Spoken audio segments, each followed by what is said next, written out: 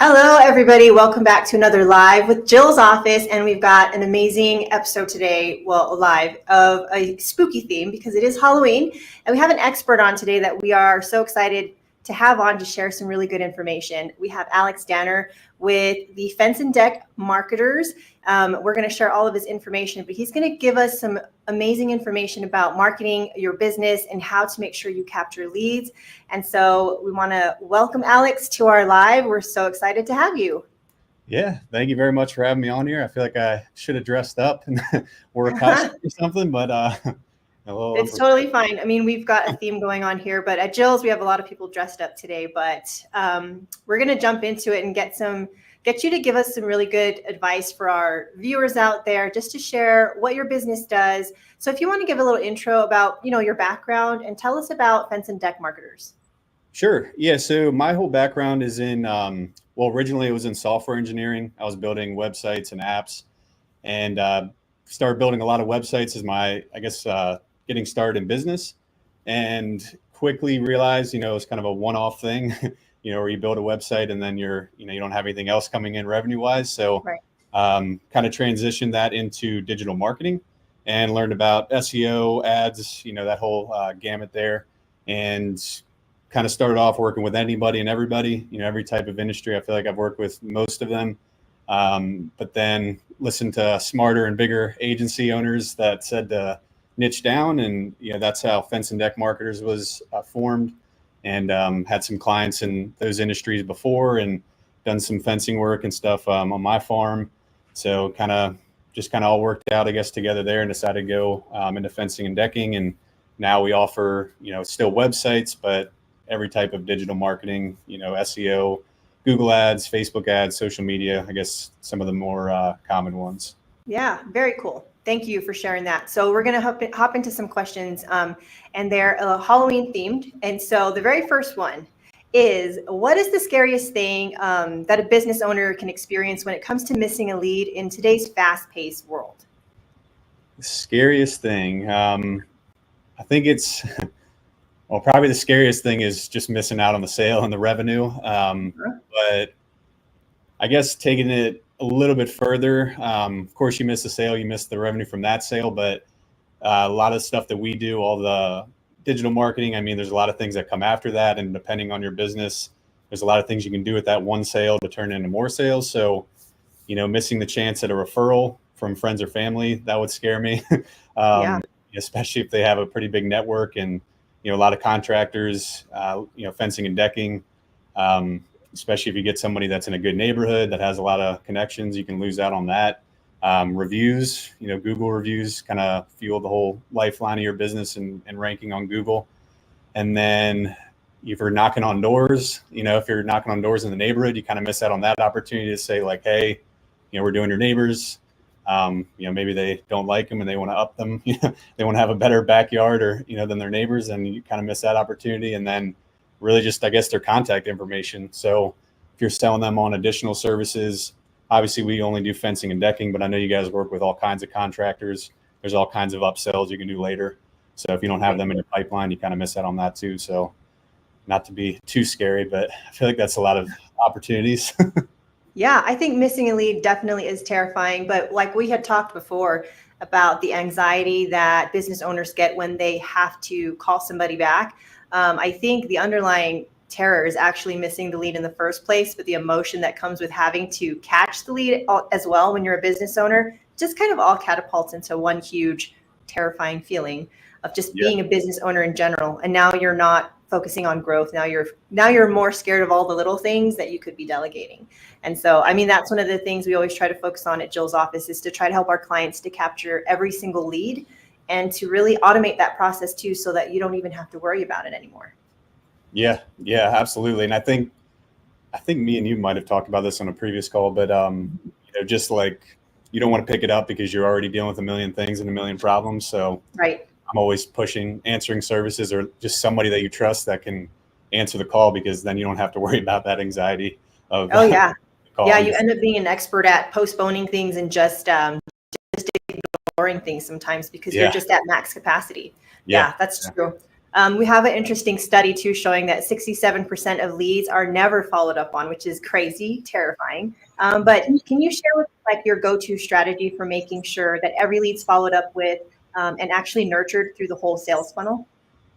Yeah, that's pretty insane that it's that high, that many Yeah. people not doing it. I guess I figured it'd be high, but I didn't think it'd be over 50%. But I guess you really just have to have somebody. I mean, the first part of it would be someone that can answer the calls. So like obviously Jill's office, we refer a lot of clients to you guys and you do a really good job. There's a lot of people that don't really know about answering services, or there's just a lot of bad ones out there. Honestly, there's a lot of ones that are not doing a good job. So it kind of, as an example, I talked to a client that's coming on board just now, and I brought up answering services because I always do if they don't have one. And they were like, answering services, like we had 3 and they didn't work out. And, I asked for more information on it, like elaborate on it.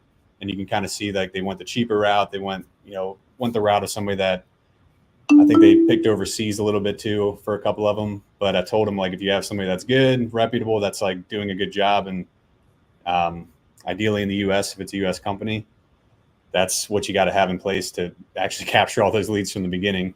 Yes. So I would say that. And then the process internally, nurturing all the leads, we do some of that stuff too, but reaching out to them, text and emails, after it's over, or after the initial sales over, kind of keeping them in that funnel, staying top of mind. So if they need something else that you can also provide, you're the first one that comes up.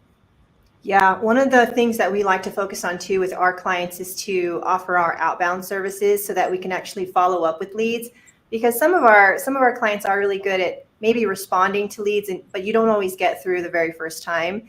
But there's a lot of magic in the follow up too, and just letting leads go and forgetting to follow up, or having a process in place so that it's maybe automated, so you don't have to think about who to call next, is really important in order to keep your business kind of moving forward. Yeah. So Jill's office already does that. They do the follow-ups. We do. Yeah, we Okay. have a couple different options when it comes to outbound that we can explore with clients, so that we can make follow-up calls. We have a whole outbound team, so that we can follow up with leads, even doing follow-ups after appointments, appointment reminders as well. And so there's a lot of options there too. Yeah.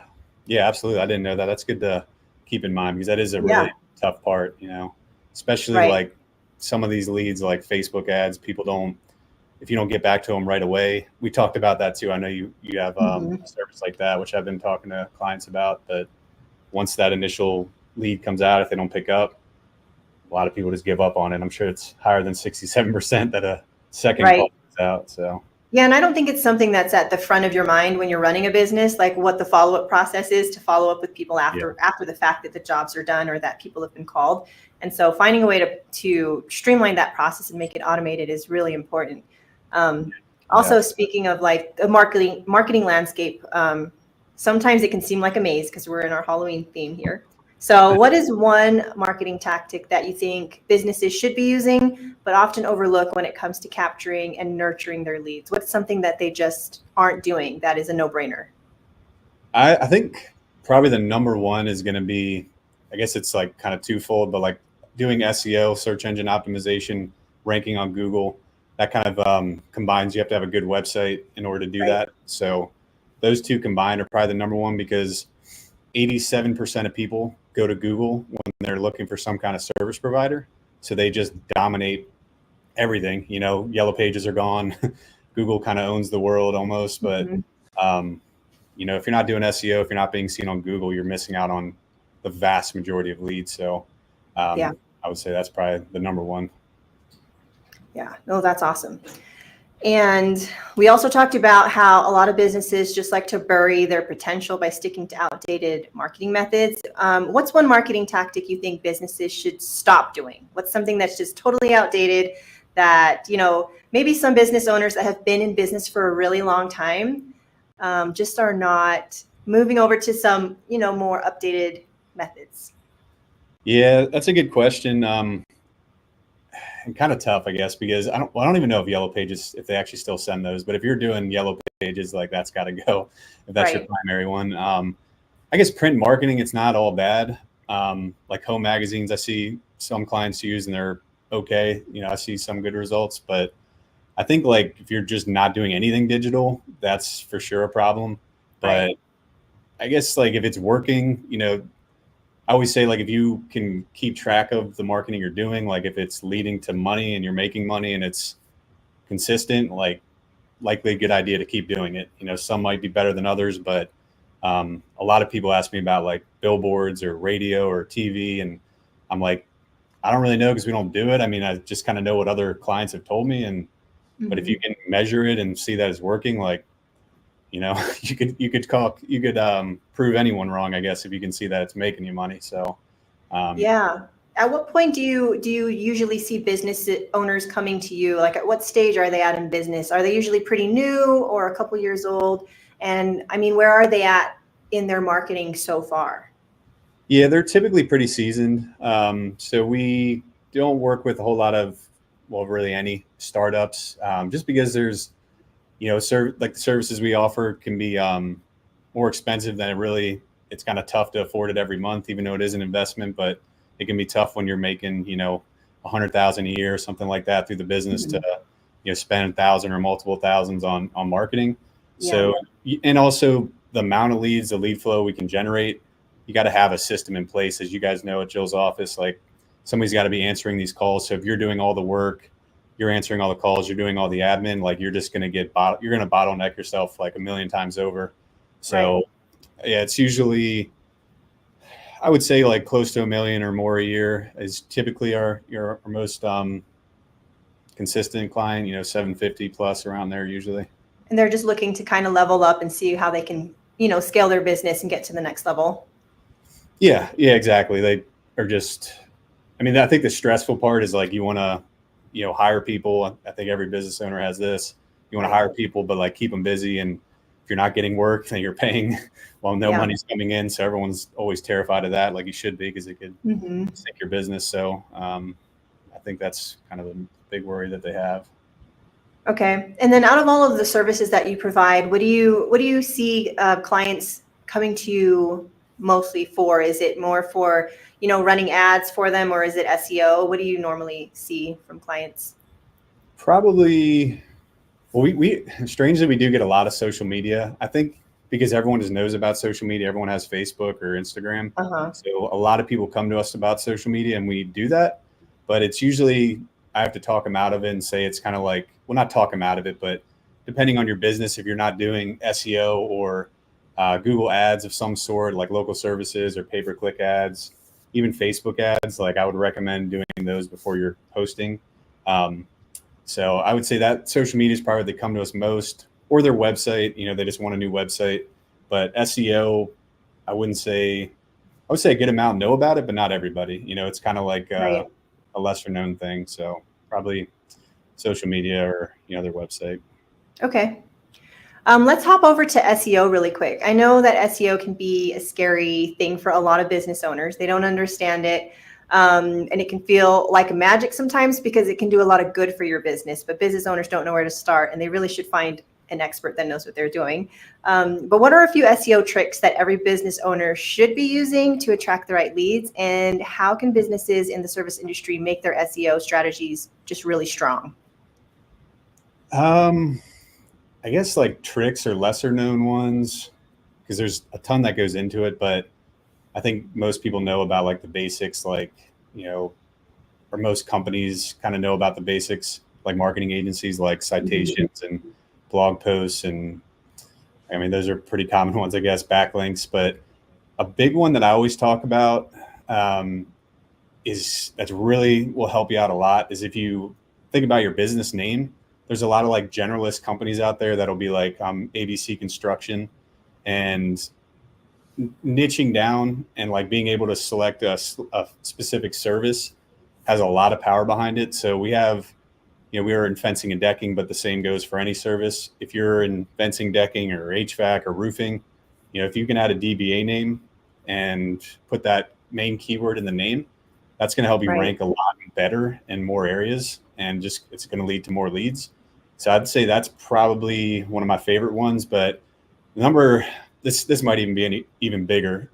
Figure out where your office is or where your location is. So if you're in I guess if you're in the middle of nowhere, if you're coming out of your house and you're just like in a town with 300 people or 500 or 1,000 people, if you want to grow your business and like, get to 1 million or more, the best way to do it is going to be moving your location and getting some kind of commercial office in an actual area that has more people, 30,000 or more. I know it can be tough to do, you have to move around your family, but you can also just get a cheap office space or at least near a major city, because if you're just in the middle of nowhere, there's just nobody there's not gonna be enough people that find your business. So you gotta go to where the people are, basically. Yeah. So that, and then probably this one's overlooked, I guess, too. When you create your website, have a bunch of service pages on there for all the services that you do and go really deep. So if you're a deck builder, for example, don't just have a page for deck building or deck installation. Think about deck installation, deck repair, deck maintenance, deck staining, deck cleaning, Trex decking. And then for the fencing side, all the different fence types, vinyl, chain link wood, all the industries that whoever's listening, think about like everything that you guys do, and, make pages for those services, because there's going to be the majority of people that'll type in something generic like deck builder or roofing company, whatever. But there's a lot of people that'll type in something more specific. And if you don't have a page on the website for that, then you're basically it's going to be hard to rank. It's going to be hard to show up. And the last thing I will say, the city pages. So whatever cities you want to do work in, sit down and get clear on that, and then have pages on the websites for that. So if you're in, like I'm in Maryland, in Westminster, and like Baltimore is pretty close by, think of all the neighboring cities wherever you do work in, and make a page for that. So, in this case, it would be like deck builder in Baltimore, deck builder in Columbia, Maryland, deck builder in Westminster, Maryland. All of these should have separate pages on there. So when somebody's in that area, their house is there, they can just type in, find me a deck builder in my city. You'll have a separate page for that. Be like, oh, okay. Like these guys, they work in my city. They offer this service. They did these decks. They have these testimonials. Like that's kind of how it works. You check all the boxes, and it seems like you're that specific company for exactly what they need, versus competitors. Yeah, no, I love that, because I do think that as a business owner, we tend to forget to see things from our clients' perspective, from customers' perspective, homeowners' perspectives, and what are things that they're searching for, what are they looking for, and it's true, when you are looking for a service for your home, you really are trying to find one that services your area. So it totally makes sense to make sure you're doing a lot to make sure that when someone's looking for something specifically in a certain city, that you do have things that will pop up. So I really love that, because we tend to just think like, oh, I need to do this one thing, but there's a lot there in the background that, from your customer's perspective, that will help. So I love that. Yeah, that's a great point too. If you don't mind, just add one thing. Yeah. Like, whatever the objections you get, all the complaints, or maybe not complaints, but like they're worried about something happening with your service, probably. There's something in their head, like with decking and fencing, like destroying their yard or leaving scraps of trash or whatever. So like in the content on the website, if you actually talk about that and kind of address those fears, that's just like kind of chipping away at like the objections they could have. And it's just more likely to be the one they want to use versus somebody else. Yeah, no, I love that too. That's a really big aspect of the book, They Ask You Answer. Have you read that book? I don't think so. We should drop it here on the front so people can see it. They Ask You Answer is really good at explaining how to answer every single question or objection, like you said, that your customers would ever have. Like when you talk about fences, I want to know, like, how long will this material last? Like as a homeowner, we've talked about building decks, and we always think that wood is not going to be the best option, but I don't know why exactly. And I have questions about it. And some business owners will be afraid to address specific questions because they think it will turn people away from their business. But in reality, the more questions that you answer, it builds more trust and transparency with your business. So it kind of goes along with what you were saying. Any of those objections and questions that you think your clients have, answer it on your website. Make it really easy for customers to find. And it just creates more loyalty and trust in people. And they will trust you more as a business and want to know more. And so I love that. Yeah. Very last question that I wanted you to chime in on is, what is the key to identifying and targeting the perfect client for a service-based business? And how can businesses just make sure they're not wasting time and money marketing to the wrong audience? Yeah, this kind of ties into what we were just talking about a little bit. Like, whatever you want to market to or the type of jobs you want, like that should be spelled out on the website too. So, right. I'll just use the fence, or I guess the decking example is a good one. A lot of customers are like, we want these big projects that are like 60,000 or more. And if you have a website that just shows like some very like outdated pictures that are, not high quality, and they're not even small really projects and yeah, exactly. Then that's what people are going to kind of like think about you. So if you have a website that you're trying to be like a luxury brand and doing something really, really impressive, then take really nice pictures, hire a professional photographer. Don't try to take them yourself unless you're really good at it. Get drone footage, put that on the website. And then the content, like we were talking about, talk to that audience, like kind of what their objections might be. You can go a long ways by just structuring your website towards that specific type of person. And then the ads, that you run to, having more of a luxury side. If you want more basic projects, and put more basic projects in the pictures of your ads. I would say that's probably, it's not a perfect system. Like you're still get, if you have like a luxury brand, you'll probably still get people looking for repairs, even though you said you don't do repairs, but that'll, help. And actually one last thing, this, I learned this recently. So if you have contact forms, you can put in the contact form to say like your minimum pricing. So if you're only want to do 20,000 plus decks, or 5,000 plus fences, or whatever your service is, you can have that being like, what is your project budget, and then put that as the minimum. So they're like, oh, right, well, that's not my budget. So you can kind of, I guess, figure it out from there, hopefully. Yeah. No, that's a really good option. We've had clients use that option in a couple different ones where they're open to talking to customers that maybe have a smaller budget, because maybe they can convince them to add on more things, or they can just sell to them, so sometimes they'll just ask what budget their range is in, and they'll put ranges on those forms as well. But then, like you were saying, starting at a minimum budget, so it will turn away people that are looking for something really cheap. And there are some forms that I think you can use that it will just sort of reject a person's request if their budget comes way under, what your normal ticket price is. But like you said, the website is a huge thing. I think that there's a lot of things to consider: your messaging, your ads, your website, the way it's built. Does it look professional and luxury? Is that what you're trying to attract, or are you looking for people that are looking for deals and looking for something quick? And then one of the things that I know we experience all the time at Jill's office is when we get calls and we answer for our clients as their actual business.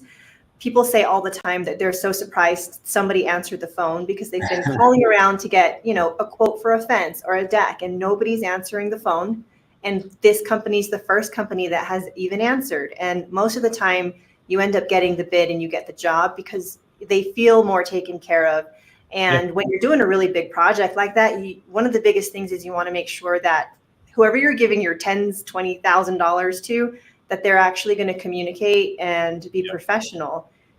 So not answering the phone is unacceptable when you're looking to spend, 20 grand to build something. Then now you're worried that someone's going to run off with your money, or just not listen to you, or get back to you on time. So that's huge for us too. And our clients do appreciate that very much, and making sure that they don't miss any leads. So yeah, that's a good point. Like, how can you trust the person that you reached out to and is like taking forever to get? Literally every step of the process is taking forever. It's like, do I really want to deal with this person? Probably not. Yeah. It causes frustration, but deep down in a homeowner, I think what it causes is fear. Fear that they've just lost tons of money they've been saving up for, and that's just a lot of negative emotions tied to your business, and it's going to get you bad reviews. And you could have made things so much better and gotten referrals and had a really smooth process and a customer for life. Like, it doesn't have to be that way. Yeah. So, Yeah. so yeah, it was great having you on this live though, Alex. Is there anything else that you want to share? Anything you're passionate about when it comes to marketing for fence and deck business owners? No, I mean, just kind of to, I guess, Jill's office is credit. I don't know. To me, like just having someone that consistently answers and all these like things that pop in your head when the phone rings that makes you not want to answer or not call somebody back, like all of that can be gone by just having somebody that does it for you. You know, like all of it's just out the window, and they're probably going to do a good chance they're going to do a better job. And we record all our clients' calls, so I always check to see if they're good leads. So I hear the Jills talking often. You guys are always very, bubbly and, great personality.